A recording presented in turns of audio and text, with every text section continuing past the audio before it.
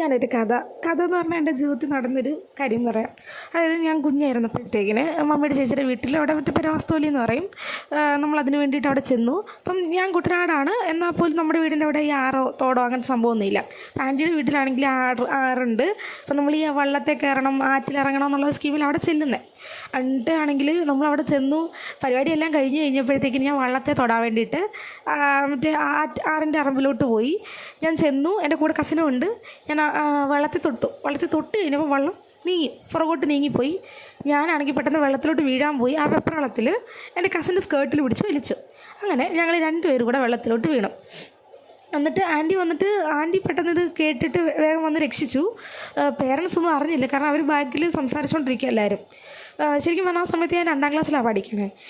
ആ ഒരു ഏജ് എനിക്കുള്ളൂ. അപ്പം നമ്മൾ അറിയാണ്ട് വീണു. പക്ഷേ ഞാനിപ്പോൾ ഓർക്കുമ്പം അന്ന് പേരൻസ് എന്തുമാത്രം വഴക്ക് പറയും, അടിക്കാൻ വരെ വന്നു എന്നുള്ളതാണ്. കാരണം അത്രയും ആൾക്കാർ നിൽക്കുക, അടിക്കാനും ബഹളം ഉണ്ടാക്കാനും ഒക്കെ വന്നു.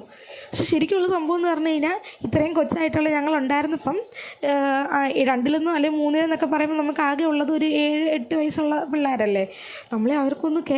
അവരൊന്നും നമ്മളെ നോക്കേണ്ടതായിരുന്നു. അവരത് നോക്കിയില്ല, നമ്മളെ പണിഷ് ചെയ്യുകയും ചെയ്തു. ശരിക്കും പറഞ്ഞാൽ അങ്ങനെ കിടന്ന് അലയ്ക്കുകയും ബഹളം വെക്കുകയും ചെയ്യാണ്ട് നമ്മളോടൊന്ന് മോനെ ഇനി അങ്ങോട്ട് നമ്മളൊന്ന് നല്ല രീതിയിലൊന്ന് പറഞ്ഞ് മനസ്സിലാക്കിയിരുന്നെങ്കിൽ എന്ന് എനിക്കിപ്പോൾ തോന്നുന്നു. കാരണം വെച്ചാൽ വെള്ളത്തിൽ വീണേക്കാട്ടിലും വലിയൊരു ട്രോമയായിരുന്നു അത്രയും ആൾക്കാരുടെ ഇടയ്ക്ക് നിന്ന് ഇത്രയും ബഹളം ഉണ്ടാക്കിയത്. ഇത്രയും നാളായിട്ട് ഞാനത് മറന്നിട്ടില്ല എന്നുണ്ടെങ്കിൽ മനസ്സിലായില്ലേ? ഞാൻ ജസ്റ്റ് പറഞ്ഞു എന്നേ ഉള്ളൂ.